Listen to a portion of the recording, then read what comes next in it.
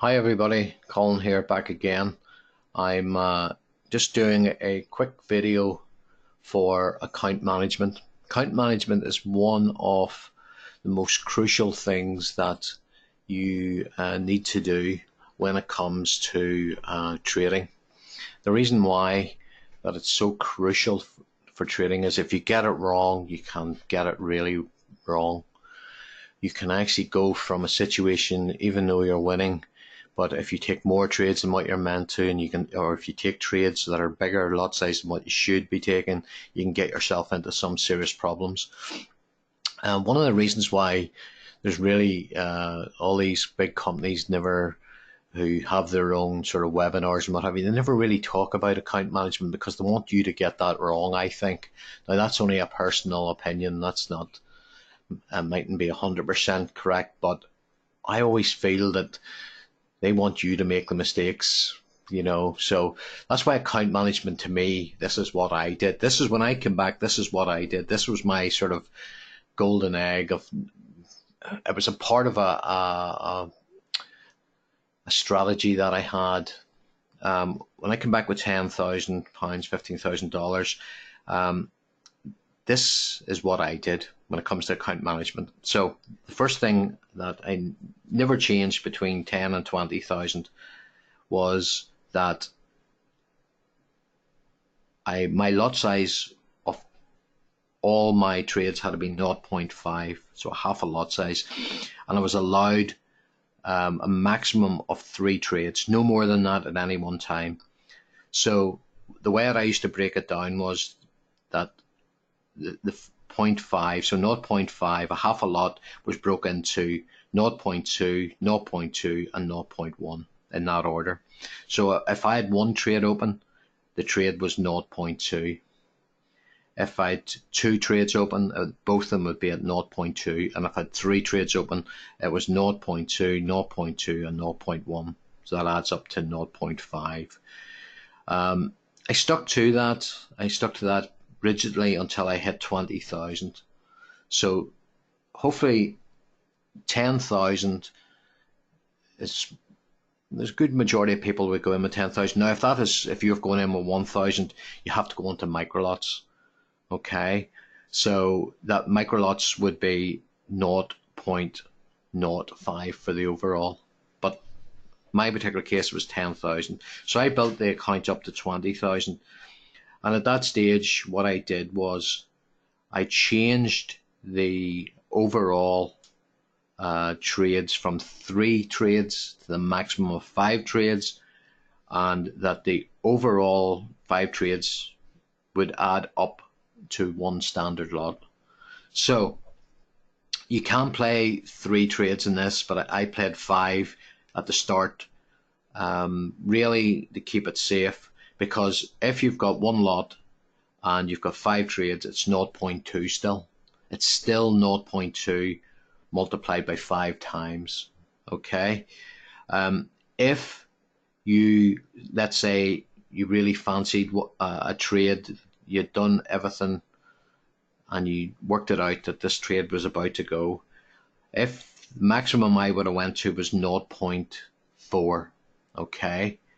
So if I do that, I count that as 2 trades, 0.2, 0.2 equals 0.4. Okay, never go any higher than that. So in other words, if you had a trade at 0.4, you're only allowed 3 more trades at 0.2. Okay, so it basically adds up to 5 trades, but it's 4 trades over 0.2. So 0.2, 0.2 is 0.4, and if you're using that, you class it as 2 trades, so you're allowed 3 more. Okay. So I did that, and the lot size, the overall lot size was 1 lot. And I did that, I carried that on until I hit the magic number. The magic number to me, personally, in Forex is 50,000. When you hit 50,000, I always found that from there was really no looking back. It was you were allowed 3 lots, okay, and you are back down to 3 trades until, as long as you were hitting the 75% and more of trades. Remember, you have been on a demo account, or what my recommendations, or what I did was I kept on a demo account until my hit ratio improved and improved and improved. So I had a strategy that was working, or I wouldn't have went back in again here with real money until I did that. But if you've got 3 lot sizes over 3 trades, it was 1 lot per trade. And I actually remember one of the first ones I went in with 2 standard lots, so I was only allowed 2 standard lots and 1 standard lot, so 2 trades in total instead of 3. You could keep that to 5 and break it down by a fifth. That's okay, you can do that. Actually, if you want to do that, it actually can work out better for you because your lot sizes aren't as big. Okay, but I was just so confident at that stage, that's why I did that. And I remember one of the first trades that I was doing was 2 standard lots. I went in at 2 standard lots because my 50,000 and so many pounds, it was like 50,028 or something like that, went to just over 51,000 because I got over 900 pips. And I remember thinking, wow, I've worked all this time to get to 50, and now I have earned pretty much £1,000 in one trade. It made a big difference. You could see you're going from 50,000 to 51,000 with one trade. It started to hit home that things are definitely looking up. Now we're starting to really get the count going. The early days, it's a long slog, and it's worth the long slog. You have to look at the bigger picture. You can't look at, oh my God, it's going to take me maybe a year and a half to get to 20,000 from 10,000.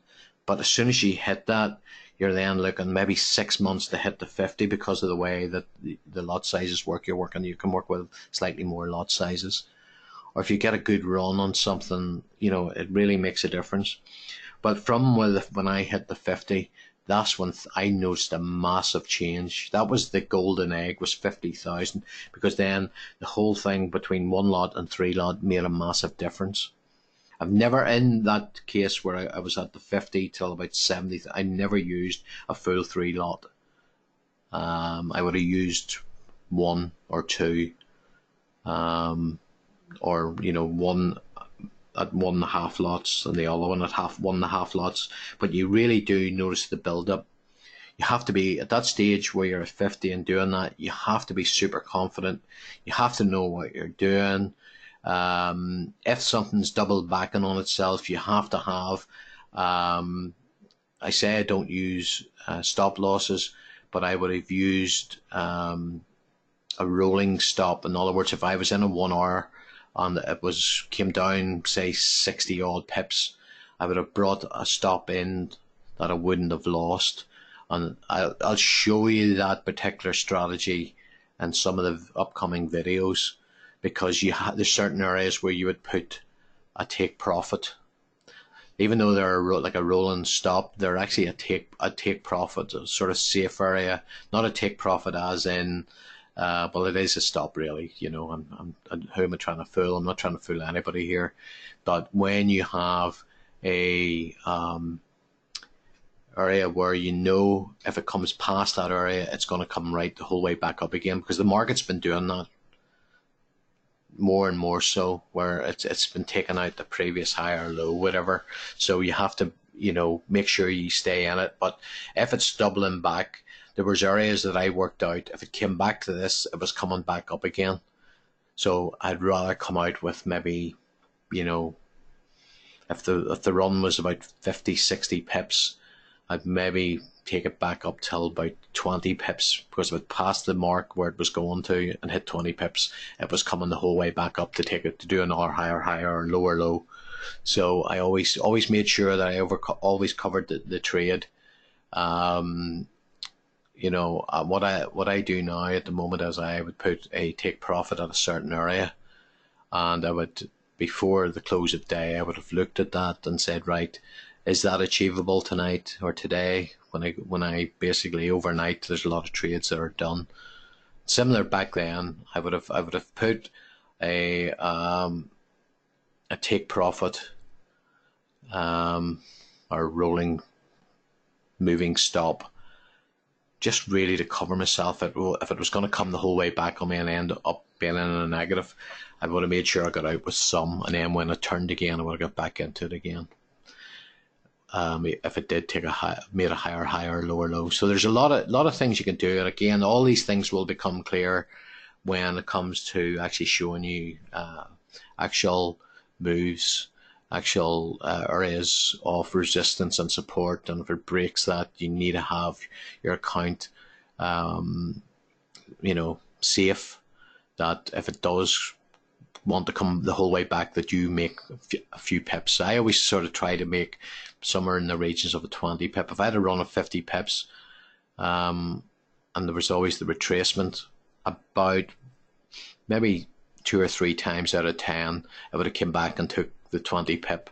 But there was those 7 times out of 10, I would have done the retracement, and then I would have went further in the direction that I thought was in, and then I would have had a take profit, or I would have manually closed them, or I would have had a bit of analysis done and worked out roughly where it was going at that stage, and then put a take profit there. But from the 50, it was a massive change, I find. So it's getting you there. Account management, it has to be right to get you there. If it doesn't get you there, you're doing something wrong. You go back to the demo account and work on till you get it right. Account management is crucial with all the things that I've said in the previous videos, and it's very crucial that you get it right. As I said before, anybody who wants to contact me, I do put something on for people who are having problems. For a very small fee, I try and turn you around and put you in the right direction. And that's looking at your trades, looking at everything you do, and trying to analyze what needs to be done to turn you around. So hopefully this video has been of help to you. If you haven't subscribed, please subscribe. If you haven't seen the other two videos, I would have recommended to watch them first, because this will make more sense. If you've liked them that you've heard today, hit the like button and hit the bell it'll basically tell you when the next video comes out. Hopefully you've found this a good help. If you have any questions, by all means put it in the comments section. I have said before, I'm going to do a longer version of this, breaking it down, and just it probably makes sense seeing it on the screen. But there was a couple of requests they wanted to see, or they wanted to know more about account management, and I thought, yes, I better do that because it's key to success. And at the end of the day, that's all we want. Okay, folks, look, I'm going to go. There should be another video out very, very shortly, and I hope to see you then. So take care. Bye for now.